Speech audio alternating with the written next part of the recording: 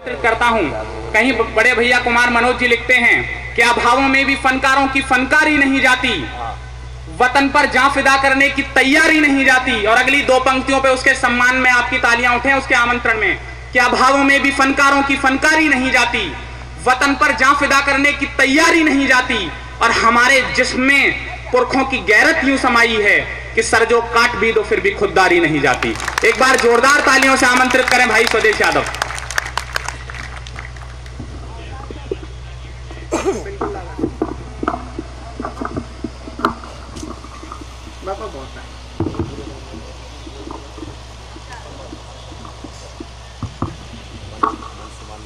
भाई साहब, मेरे समर्थन में जो जोरदार तालियां बजी हैं, इन्हें सुनकर मेरे कान सुन्न हो गए। एक बार जोरदार तालियां बजाकर बताइए दोस्तों, विजयनगर वालों की तालियां होती कैसी हैं। मैं देखना चाहता हूं कि मैं विजयनगर में काव्य पाठ करने आया हूं। मां शारदे को नमन करता हूं, पवित्र मंच को नमन करता हूं। आदरणीय दादा महेंद्र चतुर्वेदी जी की उपस्थिति होती है, दादा अशोक पंकज जी बैठे हुए हैं, भैया योगेंद्र सुंदरियाल जी हैं, बड़े भैया पीयूष जी की उपस्थिति होती है। आप सभी को प्रणाम करता हूं। दादा विनोद उपाध्याय जी बैठे हुए हैं, माया सिंह जी बैठी हुई हैं, बराबर में अंकल मित्तल जी बैठे हुए हैं। आपका बहुत मेरे को प्यार मिलता है और जब भी जरूरत होती है तो मुझे हमेशा याद करते हैं। आपको बहुत बहुत प्रणाम करता हूं।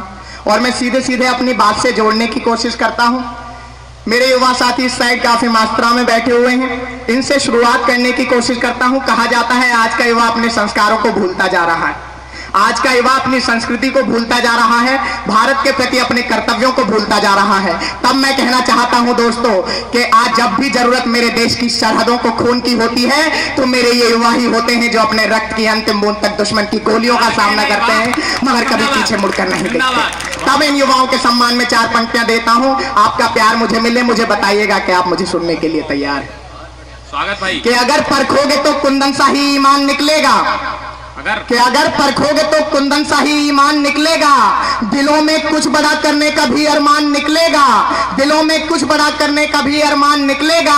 और मेरी पीढ़ी के ये लड़के भले कितने भी हो मॉडर्न, कि मेरी पीढ़ी के ये लड़के भले कितने भी हो मॉडर्न, अगर चीरेंगे ये सीना तो हिंदुस्तान निकलेगा, अगर चीरेंगे ये सीना तो हिंदुस्तान निकलेगा। बहुत बहुत धन्यवाद दोस्तों। यहीं से चार पंक्तियां और देता हूँ। क्या कहने, माला आ गई भैया, माला माल हो गया आज तो।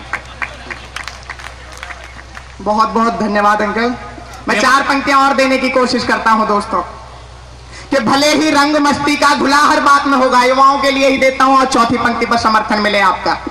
कि भले ही रंग मस्ती का घुला हर बात में होगा, जवानी की खुमारी का नशा भी साथ में होगा, जवानी की खुमारी का नशा भी साथ में होगा, मगर जब बात होगी देश हित कुछ कर दिखाने की, मगर जब बात होगी देश हित कुछ कर दिखाने की, कफन सर पर वतन दिल में तिरंगा हाथ में होगा, कफन सर पर वतन दिल में तिरंगा हाथ में होगा। कमाल कर दिया भाई, बहुत शानदार, जिंदाबाद। दोस्तों, पिछले दिनों पाकिस्तान ने कुछ गुंडे भेजकर सोते हुए मेरे देश के 18 जवानों को शहीद कर दिया, लेकिन मैं कहना चाहता हूं जब इसके जवाब में मेरे देश के 25 शेर उनकी सीमा में घुसे तो 40 गीदड़ों को मारने के बाद फंसाए। तब उन सैनिकों के सम्मान में चार पंक्तियां देता हूं। आपकी तालियां निकलनी चाहिए, एक भी देशभक्त के हाथ खामोश नहीं रहने चाहिए। मैं चार पंक्तियां देता हूं उन सैनिकों के सम्मान में।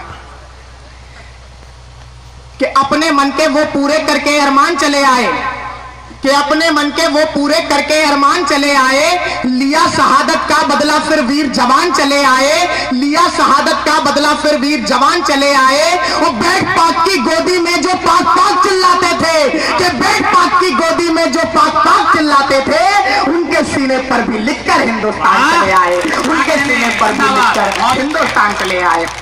बहुत अच्छे भाई। जवानों के सम्मान में चार पंक्तियां और देता हूं दोस्तों। एक शाम सैनिकों के नाम है। मेरे देश का सैनिक जब सीमा पर लड़ने जाता है तो पीछे क्या छोड़कर जाता है, चार पंक्तियों के माध्यम से बताने की कोशिश करता हूं। स्वागत भाई। कि मोहब्बत की अधूरी वो कहानी छोड़ जाते हैं, कि मोहब्बत की अधूरी वो कहानी छोड़ जाते हैं, कि किसी को प्रेम में अपनी दीवानी छोड़ जाते हैं, किसी को प्रेम में अपनी दीवानी छोड़ जाते हैं, और सदा सरहद पे भी जाकर वो निज सीना अड़ाते हैं, कि सदा सरहद पे भी जाकर वो निज सीना अड़ाते हैं, लहू देकर तिरंगे पर निशानी छोड़ जाते हैं, लहू देकर तिरंगा। आपका समर्थन कमजोर है दोस्तों, अपना समर्थन बढ़ाइएगा और मुझे बताइएगा कि आपके दिलों में बसते हैं मेरे देश के सैनिक। इन तालियों से काम नहीं चलता, मुझे पता लगना चाहिए जिस ऊर्जा के साथ मैं पढ़ रहा हूं उससे दोगुनी ऊर्जा आप मुझे वापस करिएगा। मैं वादा करता हूं कि आपको कुछ अच्छा से अच्छा सुनाकर जाऊंगा। एक रचना पढ़ने का मेरा मन है। स्वागत भाई। बिल्कुल नई रचना लिखी है। कहा हम वीर रस के कवियों पर आरोप लगते हैं कि बात पाकिस्तान से शुरू करते हैं और पाकिस्तान पर ही समाप्त कर देते हैं। तब मैंने एक नए विषय पर कविता लिखने की कोशिश करी। अगर आप लोगों को लगे कि मैंने कोई सही विषय उठाया है तो आपका समर्थन मुझे मिलना चाहिए। दोस्तों एक टिप्पणी करना चाहता हूं, पाकिस्तान तो हमारा बच्चा है, जब चाहेंगे 2 थप्पड़ लगाकर चुप करा देंगे, लेकिन हमारा असली दुश्मन पाकिस्तान नहीं दोस्तों, हमारा असली दुश्मन चीन है। हमें समझना होगा। मैं चीन पर लिखने की मैंने कोशिश करी। अगर आप लोगों तक मेरी बात पहुंचे, जिस विषय पर अधिकतर वीर रस के कवियों ने अपनी लेखनी खामोश रखी, उस विषय को छूने की कोशिश करता हूं। आपका पूरा समर्थन मुझे मिलना चाहिए। पहली बार कविता पढ़ रहा हूं मैं ये वाली, और आपका समर्थन ऐसा मिले कि मैं पूरे देश में जाकर इसे पढ़ने की हिम्मत कर सकूं। मैं शुरुआत करता हूं सीधे सीधे